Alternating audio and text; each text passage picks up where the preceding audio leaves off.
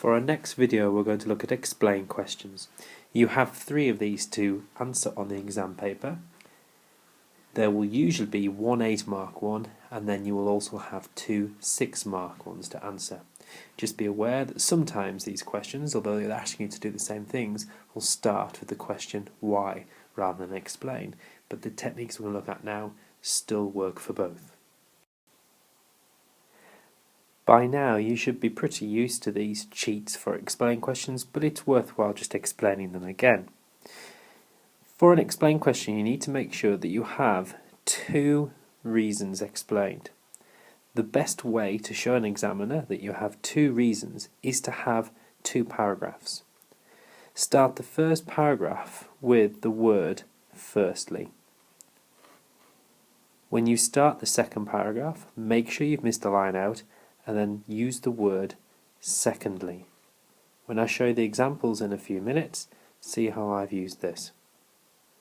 The next thing to make sure that you do is that you have connectives.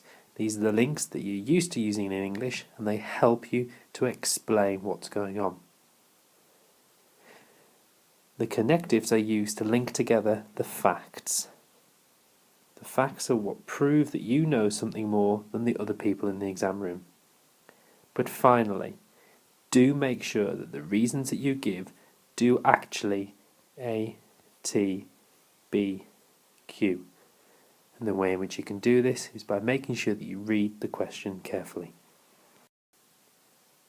So, let's have a look at an example. Here's an example from 2011, and the question was, explain why Hitler attempted the Munich Putsch. So this isn't asking us to explain everything that happened in the Munich Putsch, but it's asking 2 reasons why Hitler decided to launch the Putsch, potentially in 1923, not earlier. But what was he hoping to achieve by attempting the Putsch? Here's an example that I've written out for you. I've written it out so you can see the amount of writing that you probably need to be doing to be looking to try and get full marks on these questions. My answer begins, as you can see up here, with the word firstly. The second paragraph begins with the word secondly. And what I've done in the opening sentence of each paragraph is made a clear reason why Hitler attempted the Munich Putsch. So firstly, I say that Hitler believed that 1923 was the right time to try and grab power. And I say secondly that Hitler attempted the Munich Putsch as he hated the Weimar and what it stood for. Take a moment to read how I explain each point further, and you will see that I've also used a connective. Press pause now and have a read of the answer. And here's a second example from the same exam paper, which asked you to explain why the Hitler Youth Movement was important to the Nazis. So whilst you might find that you do explain what actually happened during the Nazi Youth Movement, you only do that in using it to help you explain why it was important. So you're thinking, what was it about the Hitler Youth Movement that was important for the Nazis? Why did they want it to work, and what did they get out of it?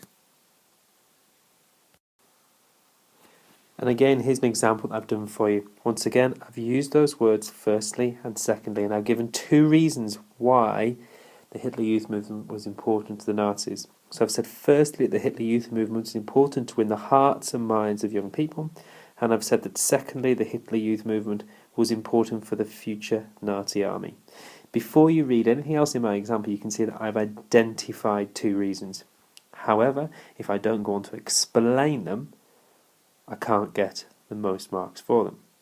It's very clear that I have gone on to attempt to explain, but as you read it this time, you'll see that I'm missing connectives. Where would you put connectives in this answer if you had written it? Okay, here's your chance to have a go now. Explain why the Good Friday Agreement of 1988 was signed. In a moment, stop the video, just jot down or think of the 2 main reasons that you would put for this, then start the video up and see what I give you as answers. Okay, first of all, the Good Friday Agreement was signed because It would hope that it would lead to peace. It would end the violence, and it would allow the release of prisoners and the decommissioning of weapons that would have been used in the Troubles. It also would allow for a review of policing in Northern Ireland, which was obviously a contentious issue. Secondly, it was signed in order to move the democratic process forward, as it allowed the chance, through democratic means, in later years to unite Ireland if that's what the people voted for. It also established a Northern Ireland Assembly with power sharing. Without it, the peace process would have halted, and therefore it was signed to ensure that the democratic process moved forward. And here's another example. Explain why there was opposition within Czechoslovakia to Soviet control in 1968.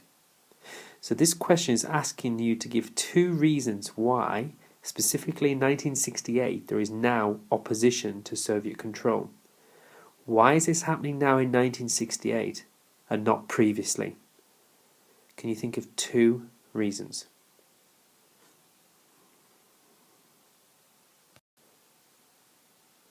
The first reason why this is happening in 1968 is because of the economy in Czechoslovakia. The Soviet Union are forcing the factories in Czechoslovakia to produce what the Soviet Union needs in order to get richer and stronger, which in the whole is steel. As a result, the Czechoslovakian factories are not producing what the Czechoslovakian people actually need. This is compounded by the fact that the economy itself is not very strong anyway, and therefore people are not feeling the benefits of living in their own country. By 1968, this has got particularly bad. And a second reason comes with the election of Dubček, who comes in with a new model of socialism. And he starts to give a voice to many of the other problems that have been in Czechoslovakia for a while, but people have now got somebody who is going to speak out about them and try and change some of those things.